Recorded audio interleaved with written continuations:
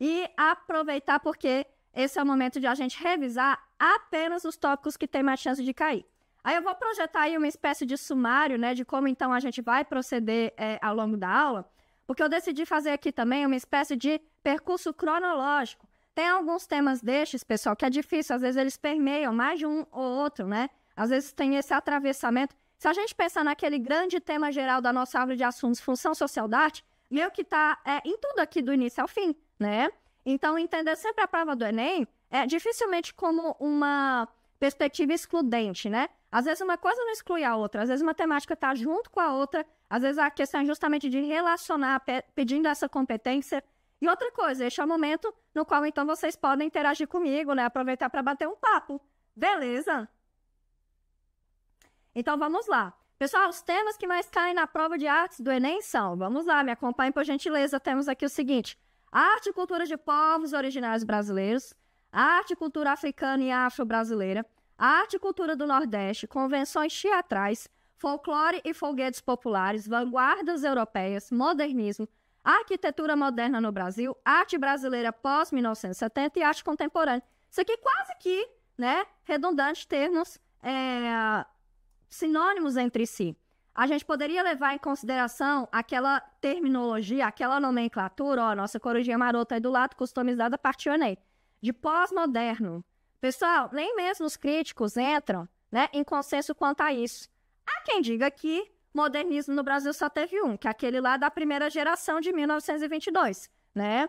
Mas, pessoal, é difícil, então, a gente levar em consideração apenas a divisão da literatura, né? Porque se a gente pensar bem, ó, de 1922 para 1930, a segunda geração, vocês já pararam para pensar que não é nem uma década? Então, a gente está falando de um tempo aí, né, em especial século XX, século XXI também, na qual a noção de tempo está cada vez mais acelerada. Então, pessoal, nós não temos nenhuma geração inteira, se a gente pensar bem, daquela geração que separa nós e nossos pais da faixa etária, aí, em torno de uns 20, 30 anos. Não, a geração agora não tem nenhuma década.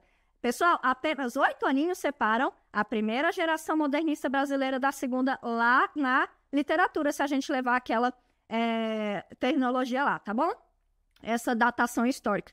Bom, aqui no plano das artes, a gente deve considerar o que é pós-moderno também nesse sentido do conceito aberto, tá? Há autores que consideram ali a partir de 1960, 1970. É sempre interessante entender que o contemporâneo é justamente isso que ele significa, é o que ele diz, né? Sendo bem redundante, é aquilo que compartilha do nosso tempo, são as atualidades. Então, eu sempre costumo dizer, pessoal, nesse mesmo momento que a gente está tendo essa aula, tem alguém produzindo alguma coisa que vai cair na sua prova. E aí a gente chega num terreno de difícil sistematização. Eu vou passar alguns nomes para vocês, algumas possibilidades. Mas, pessoal, ainda mais na prova do Enem, que é muito integrada, volta e meia cai um artista um pouco menos canônico. Tem também esse conceito de cânone, né? A gente vai precisar fazer uma seleção. A gente não tem como ficar falando de absolutamente tudo que está sendo produzido no Brasil e no mundo. Então, a gente vai fazer essa seleção daquilo que for mais relevante aqui para a gente, beleza? Deixa eu ler uma observação aí no chat, vamos lá. Nossa aluna Sara falou assim, prof, a senhora acha que vai cair artes do período da Grécia Antiga? Se for, pessoal, a interface com história, acredito eu, né? Aqueles tipos de colunas, né? Se são dóricas, jônicas, eu acho que acredito que até o professor Marco Túlio ou a professora Alessandra Lopes podem tangenciar melhor um pouco isso com vocês, tá? Mas, honestamente, diretamente, não sei. Eu acho que as provas do Enem cada vez mais estão trazendo periodizações um pouco mais atualizadas, conforme essa lista, esse sumário que eu estou mostrando aí no slide, tá? Mariana agora falou assim, o grafite surgiu no modernismo ou pós-modernismo? Ótima pergunta, né?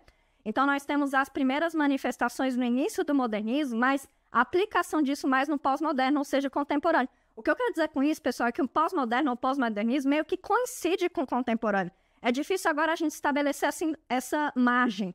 Por exemplo, lá na literatura, e eu não falo disso à toa, mas sim para vocês terem um pouco de ideia, existe um movimento que é o pré-modernismo, né? Vou até colocar aqui de cor diferente, olha só. Porque o pré-modernismo, a gente consegue datá-lo.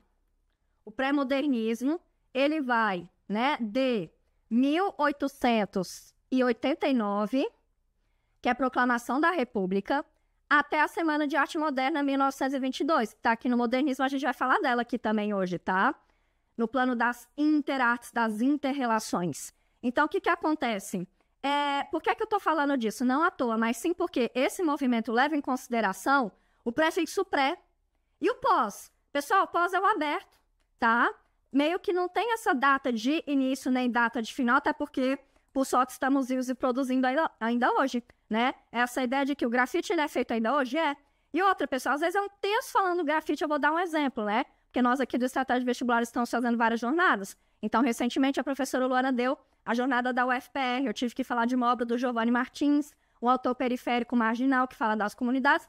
E ele tem um conto excelentíssimo, eu super sugiro para vocês. É um conto, pessoal, dá tempo de ler esse fim de semana ainda, e antes da sua prova. Se chama O Rabisco, em que ele fala sobre a cultura dos pichadores, em que ele fala sobre as diferentes técnicas, né? Por exemplo, o Sharp. Pessoal, nós vamos ter lá no final da aula uma problematização, né? Contra pornografite e pichação. Não se preocupe, é um tema que tem muita chance de cair esse sim, eu aposto. Beleza? Respondido? Então, o que acontece? A Artes do Enem em 2023 foi bem confuso. Pois é, então, depende das novas abordagens, né, pessoal? O que eu tô vendo muito da banca é cobrar cada vez mais função social da arte. Isso que é um pouco difícil. Por quê? Porque nós, com aquela mentalidade fechada de colégio, aprendemos tudo, e não estou falando só de artes, de forma conteudística. Tem um edital para bater. Você viu que o edital do Enem é todo diferente? É matriz de referência. Primeiro que não é um edital, é como a prova é elaborada. Então, pode ser que, às vezes, uma competência, uma habilidade é usada para uma disciplina ou para outra, como é o caso aqui de artes / literatura. Então, várias das vezes a gente vai precisar fazer essas abordagens, esbarrar nessas interfaces mesmo, porque isso é previsto pela prova do Enem. Então, cuidado, né? A função social da arte não é uma coisa que eu posso simplesmente ensinar.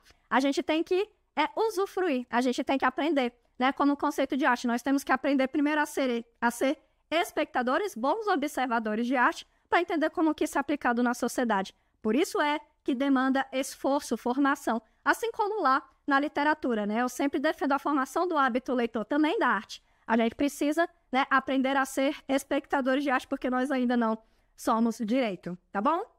O Lucas falou assim, prova, poderia sempre linkar algumas características entre as artes? Lembro de ter errado uma questão que unia a característica das formas de arte africana com a arte cubista. Pois é, interessante, posso sim, né? As artes africanas a gente já vai falar sobre elas daqui a pouquinho, tá? Então, o que acontece?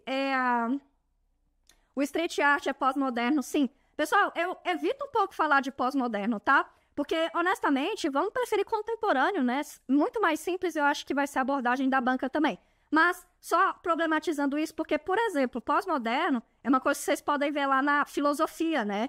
Acredito eu que ou minha colega de equipe, professora Gabi, ou então Fernanda Andrade, de redação. Pessoal, vocês entendem que tudo isso aqui pode cair numa redação, por exemplo? Então, filosofia é um modo de vida, né?